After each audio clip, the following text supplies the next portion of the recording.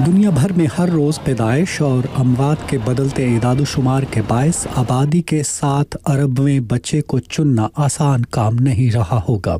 मगर गुज़श्ता रात फ़िलिपाइन में पैदा होने वाली बच्ची के बारे में कहा जा रहा है कि उसकी पैदाइश के साथ दुनिया की आबादी अलामती तौर पर 7 अरब हो गई है।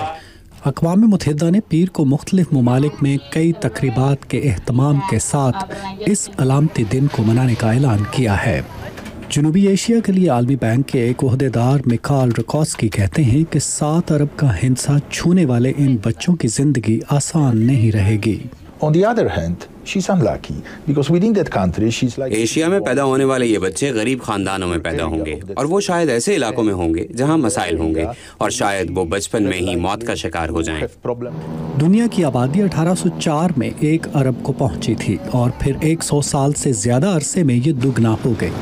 20वीं सदी में आबादी की शरह में इंतहाई तेज़ी से इजाफा हुआ और सन 1998 में दुनिया की कुल आबादी 6 अरब हो चुकी थी।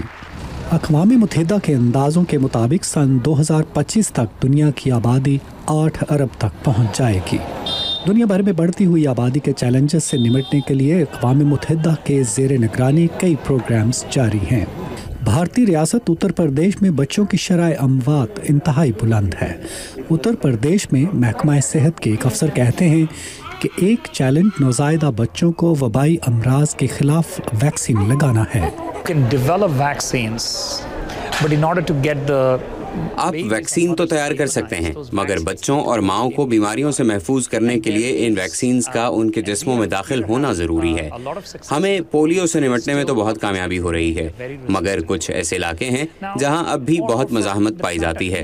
बल्कि उत्तर प्रदेश में मामूल की कुछ वैक्सीन्स के खिलाफ मज़ाहमत काफ़ी ज़्यादा है।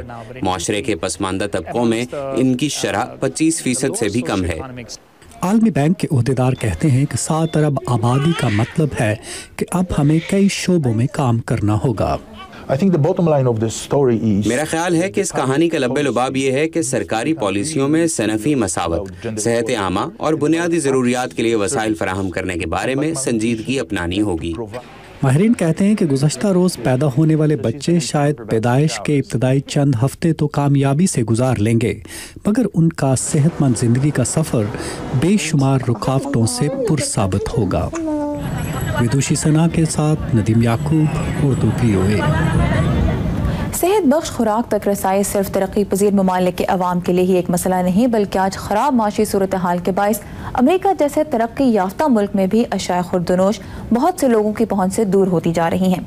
एक अंदाजे के मुताबिक अमेरिका में तकरीबन 4.5 करोड़ अफराद खाने पीने की अशिया खरीदने के लिए हुकूमत के इमदादी प्रोग्रामों जैसे फूड स्टैम्प्स का सहारा ले रहे हैं, लेकिन ये प्रोग्राम भी अब फंड्स की कमी का शिकार हैं।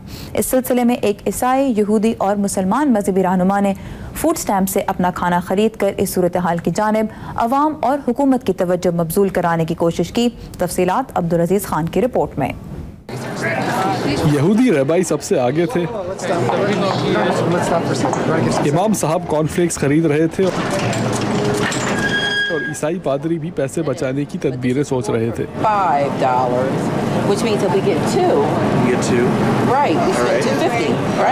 मगर इन पर लगी हुई शर्त यही थी कि ये $31 और 50 सेंट से ज़्यादा खर्च नहीं कर सकते। ये वो रकम है जिसकी इमदाद अमरीकी हुकूमत की तरफ से लोगों को मिला करती है। इसे फूड स्टैम्प्स कहा जाता था। ये उन घरों के लिए है जहाँ खाने की किल्लत हो। रबाई स्टीव ग्रिटाओ ने बताया कि अमेरिका में कितने लोग इस इमदाद पर रहते हैं। 4 करोड़ 80 लाख यानी 48,000 नहीं, 40,80,000 नहीं, बल्कि 4 करोड़ 80 लाख अफराद रोज भूख का मुकाबला करते हैं। 2008 से लेकर अब तक माशी बहरान की वजह से प्रोग्राम में इमदाद लेने वालों में 60% अफराद का इजाफा हुआ है। नाक़िदीन का कहना है कि इस प्रोग्राम से भूख का खात्मा मुमकिन नहीं। रेवरेंड कैनन पैक चेम्बरलिन भी इसी प्रोग्राम पर जिंदा रहती थी। वो कहती हैं कि अमरीकियों को एक बड़ा फैसला करना होगा। क्या हम खुदा के अहकामात को सामने रखते हुए एक रहमदिल कौम बनेंगे या फिर लालच पर चलने वाली कौम? रबाई गिटाओ कहते हैं कि सियासतदान गुर्बत को नज़रअंदाज करते आए हैं। वो हमेशा मिडिल क्लास की बात करते हैं, गरीब लोगों के मुफाद की नहीं। वो कहते हैं कि गरीबों की मदद करना मजहबी तालीमात का हिस्सा है। इस वजह से सियासी लीडरों को इस प्रोग्राम को ख़त्म होने से बचाना ही होगा। जरोम साकलोव्स्की के साथ अब्दुल अजीज खान, उर्दू VOA।